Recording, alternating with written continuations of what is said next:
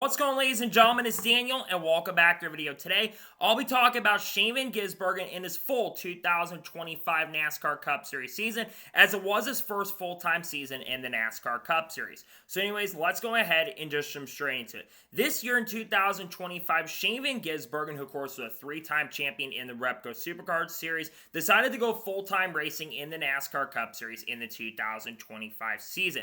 Going into this year, I think the expectations are definitely what we were kind of expecting. We thought he was going to kind of struggle on the ovals at the beginning of the year, but we knew there was a good chance, and possibly as the season progressed and went on, that Shane Gisbergen would continue to impress and get better and show a lot of improvement throughout the year. We also knew going into this year, after winning 3 road course races in the NASCAR Rally Auto Parts Series in 2024, we knew there was a very strong possibility that Shane Gisbergen was going to win quite a few races on road courses in the 2025 season.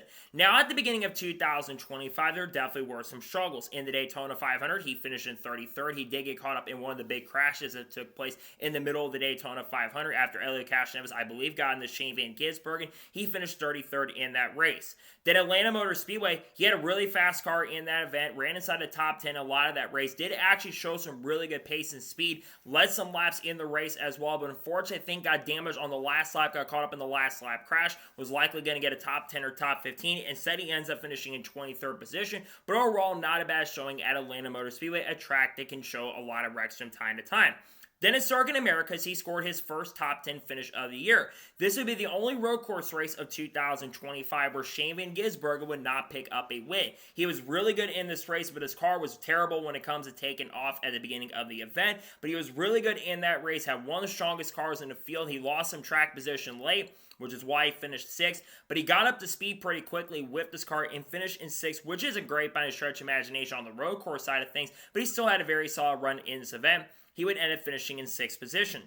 Then going to Phoenix Raceway, race number 5 of the year, Shane Gisbergen got caught up in the big crash. That was a race where he had a lot of tire issues, kind of got trapped on one of the restarts pretty far back, ended up finishing in 31st position. That was where we had the great photo finish between Christopher Bell and Denny Hamlin at the end. He finished 31st after getting caught up in the big crash.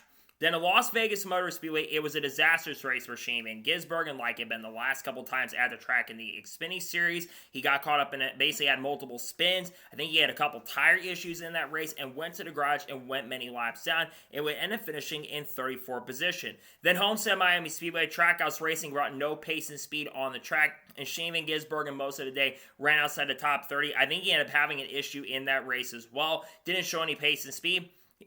He finished in 32nd position.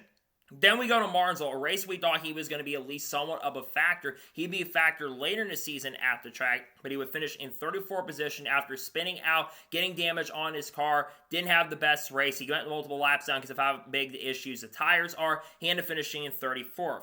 But then he had a pretty solid race at Darlington where he finished in 20, basically almost went a lap down. I think he actually went a lap down near the end, but charged his way up inside the top 20. That would be his second top 20 finish of the 2025 season. He would have a solid run in that event. Then, unfortunately, Bristol Motor Speedway was one of the worst performances for Shane Gisbergen. He qualified really bad, caused the only crash or incident on the track in that event. Didn't show a ton of pace and speed in that race, spun out multiple times, didn't have a great day. He finished in 38th. Then Talladega Super Speedway was actually pretty quick in that race, and I think led laps in a spring race at the track, but because of all the stuff and the jostling going on and getting caught up in an incident, I believe he finished in 29th. I think he actually ran out of gas, I'm pretty sure, early in the race, and because of that, he finished in 29th after a potential top 20 run in that race. Then Texas Motor Speedway, he actually had a decent run in this race, ran inside the top 5 and top 30 the whole entire day, and came home with a really strong 22nd place finish for his standards. Not bad for Texas Motor Speedway standards. Then we get to Kansas Speedway. It has a pretty respectful run at the track. He kind of started off slow in the race, but he finished in 20th position, getting his third top 20 finish of the year and finishing a respectful 20th place in that race. Then we do go to the Coke 600, and this is one of the most impressive runs that Shane Gisbergen had. He qualified decent, ran top 20 a lot of the day, actually had a top 10 car early in the race, was doing better than Connor Zilisch in the race, and was running as fast at times as Ross Chastain in that event, who ended up winning the Coke 600. One of the better showings from Trackhouse throughout the year. He had a really strong top 15 finish, one of the most impressive runs. He finished in 14th in that race. Then at National Super Speedway, he actually had a really good car, but pit strategy unfortunately kind of killed him in this race. They stayed out longer, and because of how tough it was to pass, Shaman Gisbergen would end up finishing back in 25th spot. Not the greatest run for SVG. Then we get to Michigan. Shaman Gisbergen would have a top 10, top 15 car at points throughout the day. Faded back a little bit, but did get himself a solid top 20 finish. I think he ran the Red Bull car. I'm pretty sure he had a decent run in that race and finished 18th. But his first win of 2025 would come at Mexico City, where he picked up the win in dominant fashion. Sure, Ty Gibbs gave him competition throughout the day, but SVG showed some really good stuff in this race and dominated. I think he won the race by like over 15 seconds, one of the largest margin victories that we've seen in NASCAR Cup Series history in recent years. He won the race in Mexico in dominating fashion. Then at Pocono, unfortunately, wasn't the best run. He qualified okay in that race, but because he didn't have as much experience at Pocono and he struggled there in the Xfinity race, so he did have a top 10 car there after Sam Mayer turned him. He did show decent speed, but got caught up in a crash and finished 31st. Then Atlanta Motor Speedway was really impressive in this race. Survived the big crash, was running inside the top 5 and top 10 early, but unfortunately got spun out and got damage on the car, went multiple laps down, was in position to get a solid run. He does finish 24th there. And then he get back-to-back wins at the Chicago Street Course and Sonoma Raceway. He had the fastest cars in this race. Michael McDowell tried to challenge him at the race at Chicago, but didn't have enough to get up there to challenge him after he had issues at the end and fell out of contention because I think the throttle cable kind of got hung, I'm pretty sure, and because of that he finished out, but he won Chicago and Sonoma. Then Dover was a bad run for him. He qualified okay, so he didn't have any qualifying in that race, but he went many, many laps down in this event. But he did get a top 30 because there was a lot of attrition in this race and would finish in 30th position. Then the Brickyard 400, this is where the qualifying trend started going in the right direction. He qualified really, really well in this race, had a really solid run going. The Brickyard got some damage, I think, in one of the wrecks, I'm pretty sure, but he did get a solid top 20 finish in the Brickyard 400. Pretty solid run there.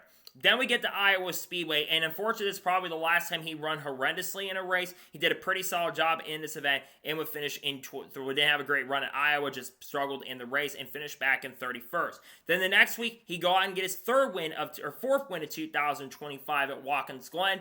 Had to get by Ryan Blaney early, but once he got the lead, he dominated, he pulled away. I think it was pretty clear he's holding this stuff back. He ends up finishing in and getting the win.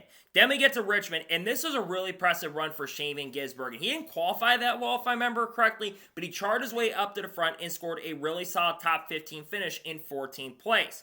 Then we get to Daytona, ran up front and got a top 20 finish in that race and got another top 20, and you can definitely tell he's starting to improve at these tracks. Then the Southern 500 did not go so well for him. He finished in 32nd. He did make the playoffs, of course, with the 4 wins, but he had to basically have really amazing runs. He didn't have a great run of Southern 500. He kind of got through back a little bit because of some issues on track and finished in 32nd.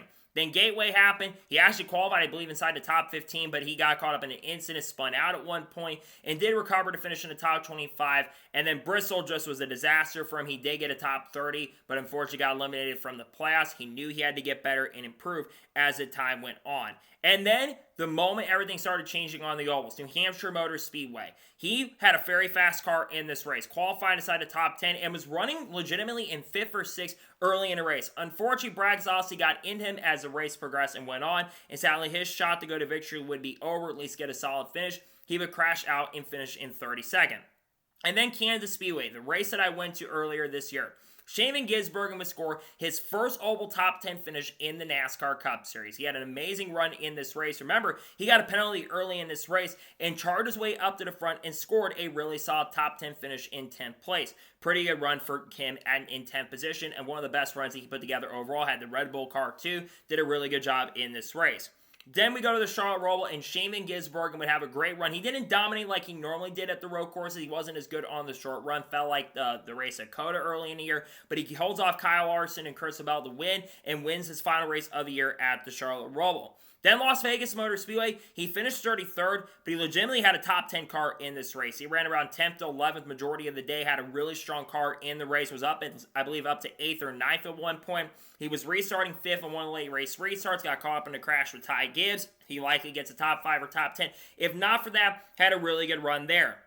Then we go to Talladega. He was really competitive and really fast in the race, showed some great stuff in the event, and showed up and got a 11th-place run, almost got a second top 10 finish on an oval. He had a really good run in the race. And then Martinsville, another impressive run, like the fall race last year where he finished in 12th. He didn't improve on the race of Martinsville the fall last year, but does get a really strong 14th-place run. And then Phoenix, unfortunately, just wasn't the best run for SVG, but despite spinning out at one point, he does get a top 25 in 24th place. So not a bad day for Shane Van Gisbergen, all things considered.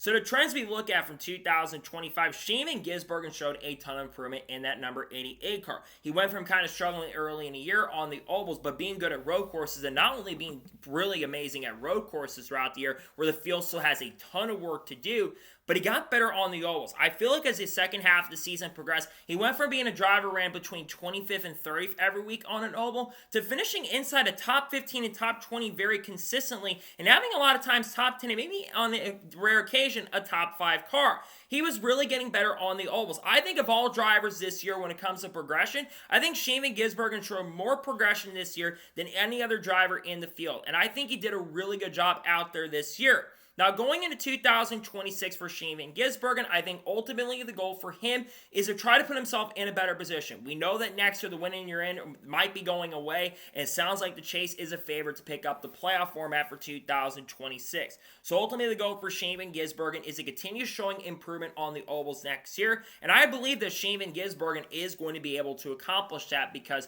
his progression this year was impressive. He's going to get the opportunity to work with Steven Duran once again. He will have a new number in 2026 with the number 97, which thank God he's got the 97. He should have had that number from the get-go, but it's good to see the 97 is with him. And I gotta say, he could be very similar to way to Marcus Ambrose. Marcus was a decent oval racer, and I think that's the goal for Shane, is start running inside the top 5 and top 10 a lot more consistently. If he gets double the top 10s that he had on ovals, just say he gets like 10 or 11 top 10s, or even let's say 15 top 10s, he can put himself in championship contention this year. He's going to have to be a little more competitive. He's going to have to show a little more stuff on ovals, but I think he did that throughout the year, and I was very impressed. I think he can run around where guys like Kyle Busch ran near the end of the year, Brad Keselowski, Bubba Wallace, William Byron at times, Kyle Larson. He liked to be in that group of guys like that, and Elliott, and Denny Hamlin, and Ryan Preece, for example, and Chris Buescher, and Connor Zilich's teammate next year, and Tyler Reddick, and maybe other people could show up. Maybe like, again, Chase Briscoe, for example.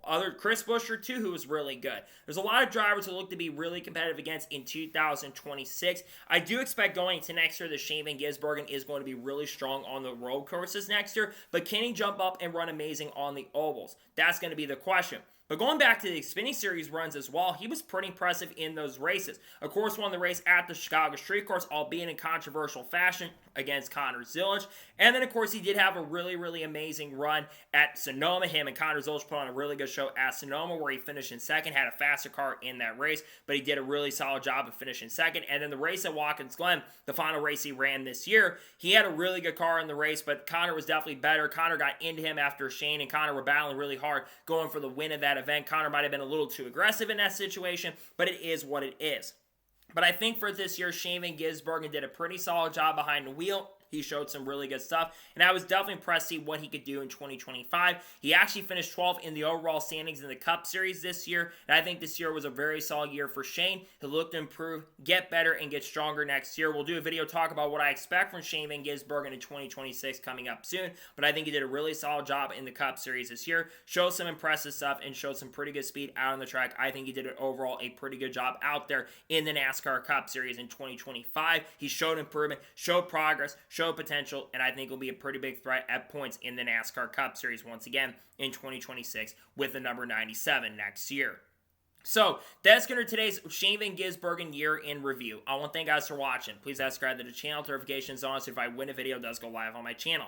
Follow me on Facebook and Instagram and Sportman Patreon as well. Little description below that, and comment your thoughts below on today's episode. How do you think Shane Van Gisbergen is going to do in 2026? Let me know your thoughts in the comments below. And how do you rate Shane Van Gisbergen's first year in the Cup Series? Let me know your thoughts in the comments below. Tomorrow on the channel, we're going to be talking about the top 20 drivers to watch out for 2026. Some of the drivers I mentioned in the video today, I will be discussing guys like Connor Zilich, Shane Van Gisbergen, Kyle Larson. We're also, of course, sending if we have any major news that breaks tomorrow, we'll discuss it live on the channel. Monday, we'll either have a NASCAR news video or we're going to have the first team preview. Sounds like Trackhouse might be the first preview of the year, so we'll probably talk about that. And then, of course, we'll have some other videos dropping throughout the week. There'll be news content dropping. The winter predictions to the Cup Series will be coming this upcoming weekend. So a week from today, you'll be seeing that. And some other big content will be dropping as well. And we got some silly season updates and other things coming out soon.